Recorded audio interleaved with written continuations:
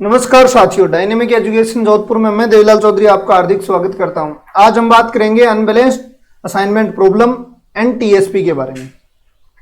ठीक है, travelling salesman person. तो सभी को गुड मॉर्निंग। तो पिछले वीडियो में हमने क्या किया था, बैलेंस्ड असाइनमेंट प्रॉब्लम के बारे में डिस्कस किया था। उसमें हमने दो टाइप का देखा था, मिनिमम है। तो आपको पता है कि असाइनमेंट हमेशा मिनिमम के लिए चलता है। मैक्सिमम आ जाए तो आपको मैंने दो तरीके बताए थे। ठीक है, एक तो पूरी सारणी को क्या करो, माइनस से गुणा कर दो। ठीक है, तो एक बार दोबारा लिखना पड़ेगा। दूसरा, आपके पास में अल्टरनेट ऑप्शन बताया था कि यदि आपको मैक्सिमम दे दिया तो मिनिमम बनाने के लिए सबसे बड़ा उस पंक्ति का सबसे बड़ा एलिमेंट ले लो और उसमें से आप घटाते जाओ। ठीक है, तो इन दोनों के बारे में डिस्कस किया था। और कल देखो 5th नंबर क्वेश्चन तक हो गया था, 6 नंबर में रिकॉर्डिंग में नहीं आया था। तो 6 नंबर क्वेश्चन देख लेते हैं पहले। तो 5th तक तो कोई दिक्कत नहीं है, क्योंकि पंक्ति का मिनिमम एलिमेंट लेना है और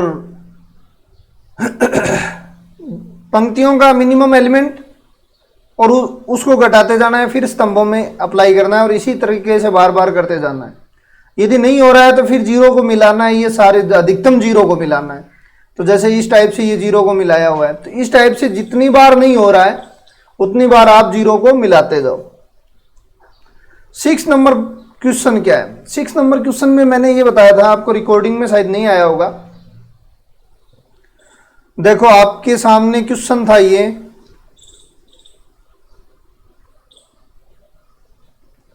ठीक है। एक कंपनी में 4 जोन ओपन किए हैं और 4 ही सेल्स पर्सन है अवेलेबल फॉर द असाइनमेंट।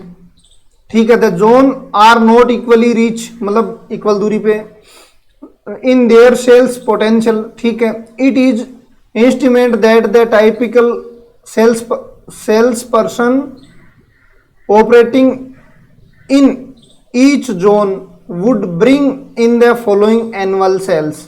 ठीक है, तो जोन दे दिया और एनुअल सेल्स दे दिया आपकी। ठीक, the 4 sales person are also consider to different in ability. ठीक है, ये तो पता ही है क्योंकि सभी की एबिलिटी अलग अलग ही है।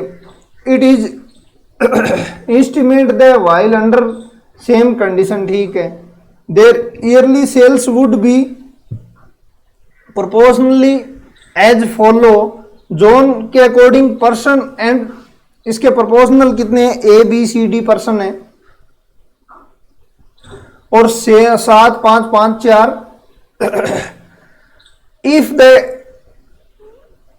क्राइटेरियन इज मैक्सिमम, अब मैक्सिमम कहा है तो आपको क्या करोगे, देखो आपके पास इसको करने के 2 तरीके हैं। ठीक है, एक तो इसने 1000 में लिया इसने, ठीक है 1000 में लिया, आप क्या करो या तो 1000 में ले लो इसको, तो 420 इस टाइप से आएगा, एक बड़ी कैलकुलेशन आएगी।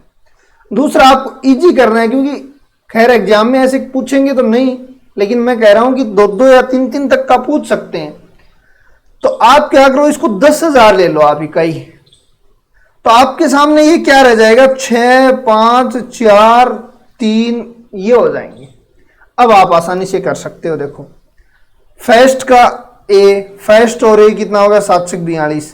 फर्स्ट का बी के साथ 30। इसी प्रकार फर्स्ट का सी के साथ कितना हो जाएगा, 30। फर्स्ट का डी के साथ 24। इसी प्रकार इन सबको गुणा करोगे। अब ये प्रॉब्लम क्या है, मैक्सिमम में रह गई। अब आपके सामने 2 रास्ते मैं बता चुका हूं ऑलरेडी 5th नंबर क्वेश्चन में, कि या तो बड़े नंबर में से आप घटाते जाओ ताकि आपको कोई सारणी वगैरह कुछ एक सारणी में बन जाएगा, या फिर इन सभी को माइनस कर दो आप।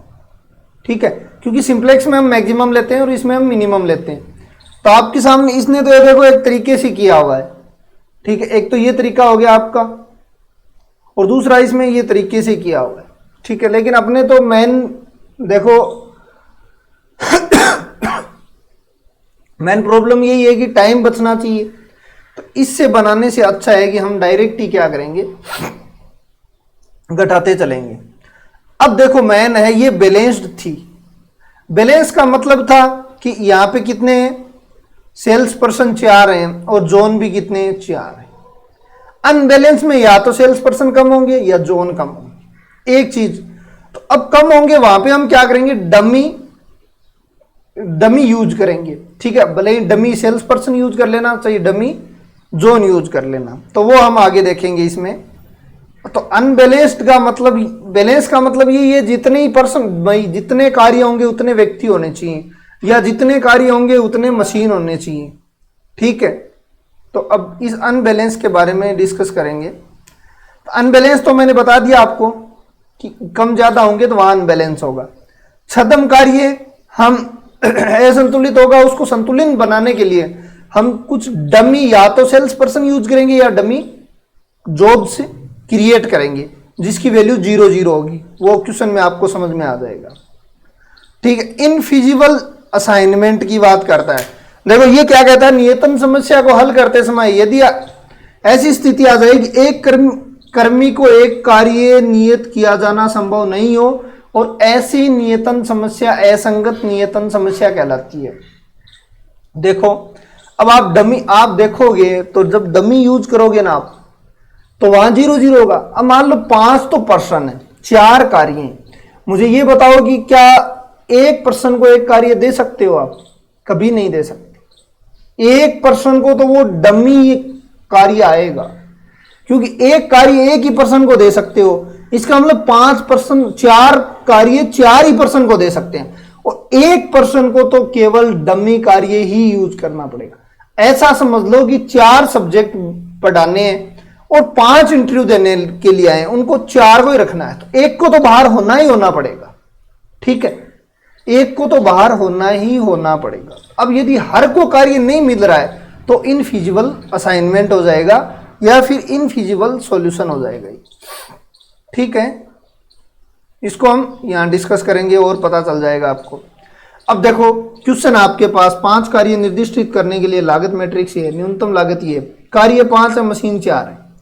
तो आप क्या करोगे, यदि कार्य 5 हैं और मशीन 4 हैं तो सीधा सा मतलब ही यही है कि आप इस एक मशीन को और जनरेट करोगे, ठीक है, नहीं कि व्यक्ति को, क्योंकि व्यक्ति तो ऑलरेडी 5 है, बराबर करेंगे हम, बैलेंस करेंगे एक बार के लिए।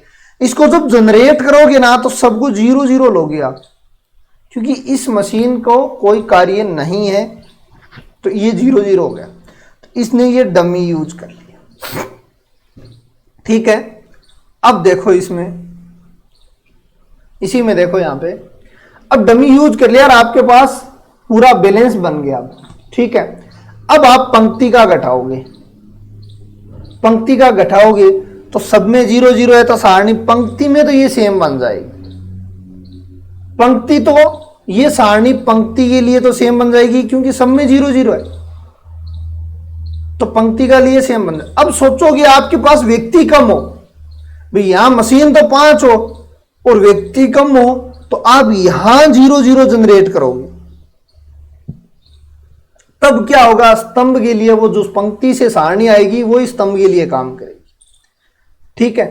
भाई यदि आपके पास इस साइड में व्यक्ति कम हो तो इस साइड जनरेट कर लेना 0, इस साइड में कम हो तो इस साइड में जनरेट कर लेना, सीधी बात यही है। आपको कोई नहीं पूछेगा, डमी कार्य ये परिभाषा पूछेंगे।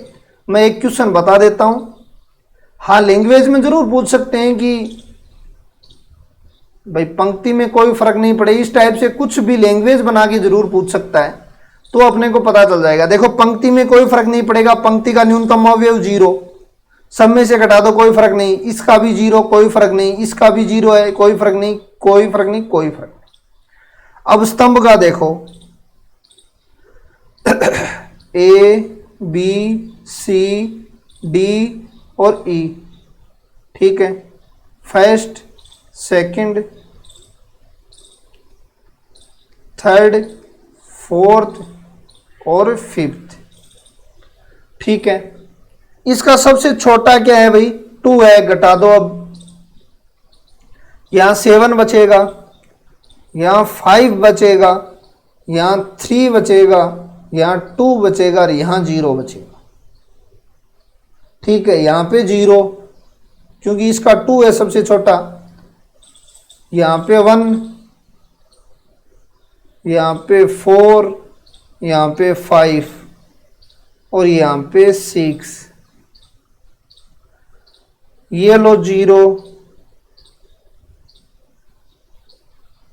ये लो 2, ये लो 1, ये लो 4 और ये लो 3। ठीक है, छोटे एलिमेंट। अब इसमें देखो 2 है, ऊपर 0 आ जाएगा, फिर 4 आ जाएगा, फिर 2 आ जाएगा, फिर 7 एंड 7, और ये तो 0 ही है, तो 0 0 0 और 0 आ जाएगा। ठीक है, अब देख लेते हैं भाई, पहले असाइनमेंट कर दो। पहले को असाइनमेंट नहीं कर सकते, लेकिन एक प्रॉब्लम और आ चुकी है। देखो, पहले को तो असाइनमेंट नहीं कर सकते, दूसरे को हम कर सकते हैं, लेकिन इन बाकी को नहीं कर सकते। फिर बाकी को नहीं कर सकते तो 3 नंबर को नहीं कर सकते, तो फिर 0 को मिलाओ आप, ये 0 मिल गया एक, तो एक ये 0 मिल गया। अब आके सेम वही प्रोसेस है, एक ये 0 मिल गया और ऊपर एक ये 0 मिल गया। ठीक है, इनमें सबसे छोटा एलिमेंट क्या है? 1 है। तो जहां पे ये लाइन नहीं आई है उनमें से तो 1 घटा दो, एक बार लाइन आई है छोड़ दो, जहां जंक्शन आया उसमें जोड़ दो। तो ये 7, देखो ए हो गया, बी हो गया, सी हो गया, डी हो गया, ई हो गया। वैसे आपको पता है, मैं ये एक स्टेप कर देता हूं, बाकी आप सब जो पिछले वाला ही तरीका है। वैसे इस डमी का पता होना चाहिए था, और जो एलपीपी इतनी इजी है कि जो कह रहे बिल्कुल समझ में नहीं आ रही, शायद मैं उम्मीद करूंगा कि उनके लिए कोई प्रॉब्लम नहीं आएगी इसमें। ठीक है, अब देखो 7 5 3 0 और 1 कर दो यार, क्योंकि जंक्शन आ गया यहाँ। अब देखो यहाँ तो एक एक कम हो जाएगा, 4 हो जाएगा, 3 हो जाएगा, 3 हो जाएगा, 3 हो जाएगा, 0, यहाँ 2 हो जाएगा, 0 और 0, 1 और 0, यहाँ 2 हो जाएगा, 0 हो जाएगा, 2 हो जाएगा, 7 हो जाएगा और 1 हो जाएगा, यहाँ 0 हो जाएगा, 6 हो जाएगा, 0 हो जाएगा, 7 हो जाएगा और 1 हो जाएगा। अब देखो असाइनमेंट हो रहा है क्या? पहले का तो मैंने कर दिया, देखो पहले का असाइनमेंट हो रहा है, तो बाकी ठीक है। दूसरे का देखो ये कर दिया, तो ये नहीं हो सकता। तीसरा हम कर नहीं सकते, तो इस चौथे का मैं ये कर दिया, तो ये नहीं हो सकता। ठीक है, अब तीसरे का भी मैं कर सकता हूं, देखो ये हो जाएगा, तो इसको नहीं कर सकते हम, तो ये हो जाएगा। अब देखो ए को क्या मिला, फर्स्ट को क्या मिला, डी मिला है, सेकंड को क्या मिला, ई मिला है। दोबारा नहीं आना चाहिए, छूटना नहीं चाहिए। सेकंड को ई मिला है, थर्ड को क्या मिला, थर्ड को सी मिला है, फोर्थ को क्या मिला, फोर्थ को बी मिला है, और फिफ्थ को क्या मिला, ए मिला है। इसको ऐसे कर लो, ऐसे, क्योंकि कैपिटल में रह गया ना। अब यहां देखो ऊपर ई मिला है, इसको मतलब सेकंड को कोई कार्य नहीं मिला। ई मिलने का सीधा सा मतलब यही है, सेकंड को कोई कार्य नहीं मिला यहां पे। ठीक है, तो अब देखो हम जोड़ लेते हैं, इसको थोड़ा सा कर लेते हैं। फर्स्ट को डी मिला है तो 2 हो गया, सेकंड को ये 0 हो गया क्यों, कोई कार्य ही नहीं मिला। थर्ड को सी मिला है, 4 हो गया। फोर्थ को बी मिला है, 6 हो गया, और फिफ्थ को ए मिला है। अब इनको जोड़ दो, 6 4 10 और 4 14 हो गया, तो ये हो जाएगा आपका आंसर। तो इसमें आपको ई का सेकंड को कोई भी कार्य नहीं मिला है। ठीक है, तो इस टाइप से, या फिर सेकंड कार्य को कोई भी मशीन नहीं कर रही है। ठीक है ना, तो इस टाइप से ये अनबैलेंस्ड हो गया। अब देखो इंपॉर्टेंट है टीएसपी, ट्रेवलिंग सेल्समैन प्रॉब्लम या सेल्स पर्सन प्रॉब्लम है। ये चीज क्या है? जैसे मान लो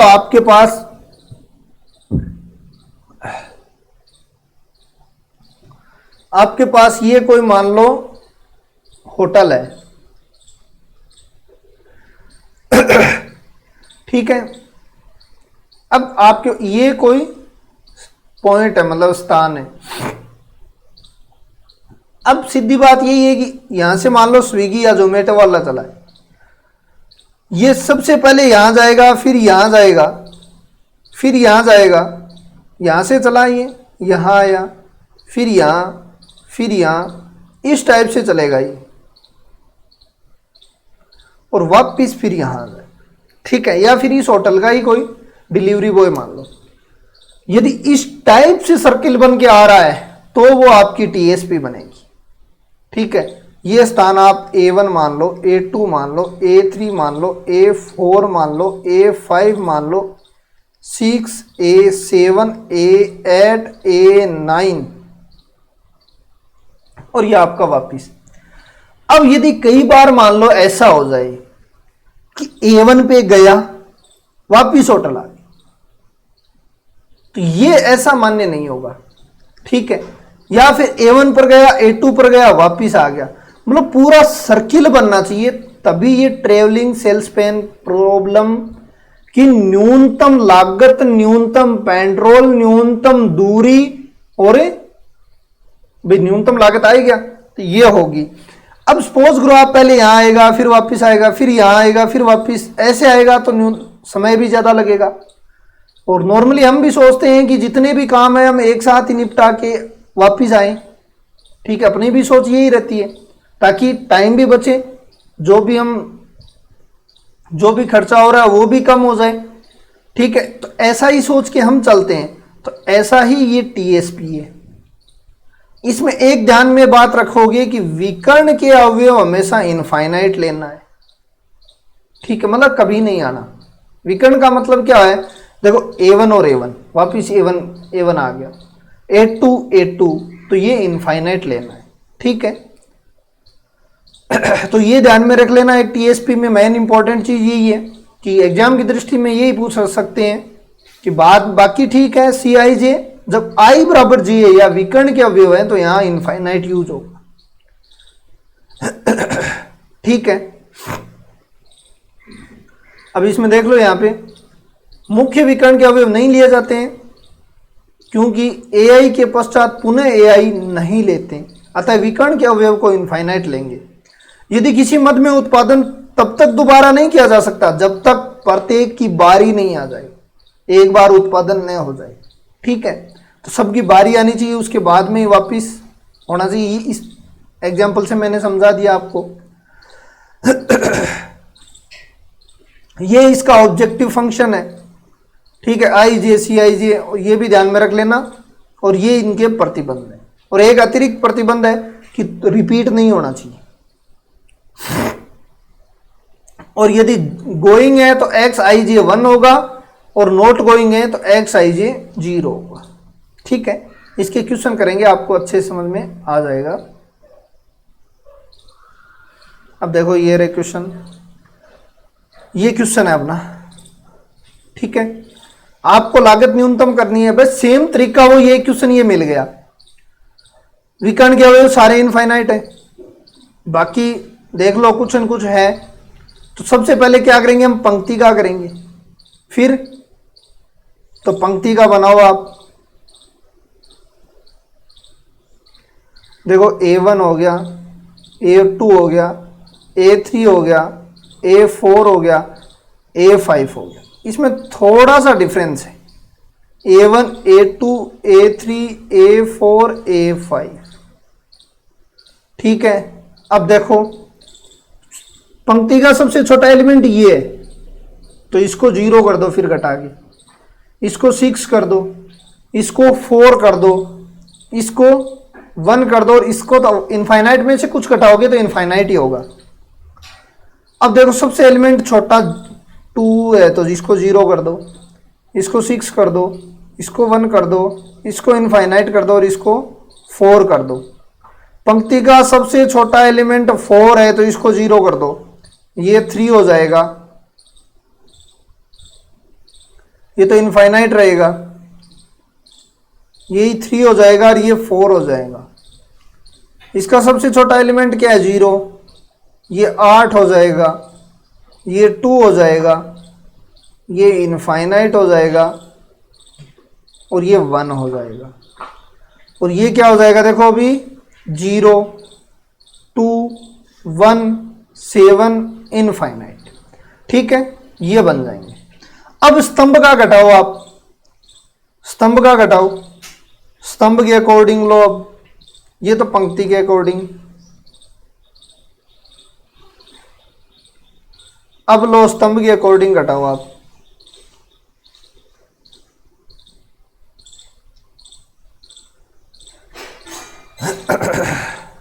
A1 A2 A3 A4 A5, A1 A2 A3 A4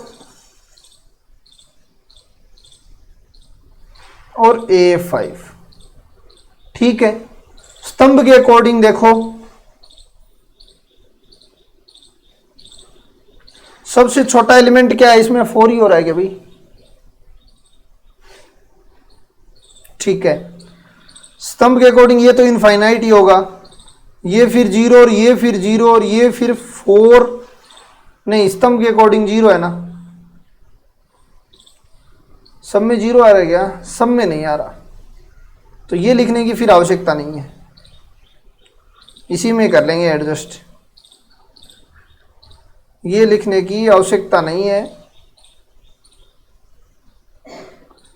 इसी में एडजस्ट। देखो इसमें तो खुद स्तंभ रहेगा, ये खुद ही रहेगा, ये भी खुद रहेगा, ये भी खुद रहेगा, यहां आएगी प्रॉब्लम, यहां 0 बन जाएगा, यहां 1 हो जाएगा, यहां कोई प्रॉब्लम नहीं, यहां 0 और यहां 3। अब देखो आपके सामने पंक्ति बन गई ये,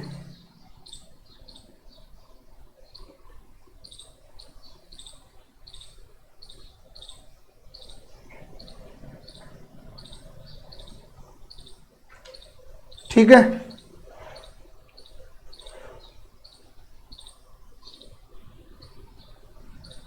पंक्ति बन गई है। अब देखो इसमें क्या करना आगे, 0 को असाइनमेंट करो, मान लो इसको असाइनमेंट कर दिया। ठीक है, आपको थोड़ा फास्टली ये भी देखना, देखो A1 A5 है तो वापिस A5 A1 पर नहीं आना चाहिए। ठीक है, A1 के बाद में A5 आ रहा है तो बाद में वापिस A1 नहीं आना चाहिए, क्योंकि पूरा कंप्लीट होना चाहिए। ठीक है, इस बात को देखना है, तो आप 0 0 नहीं कर सकते।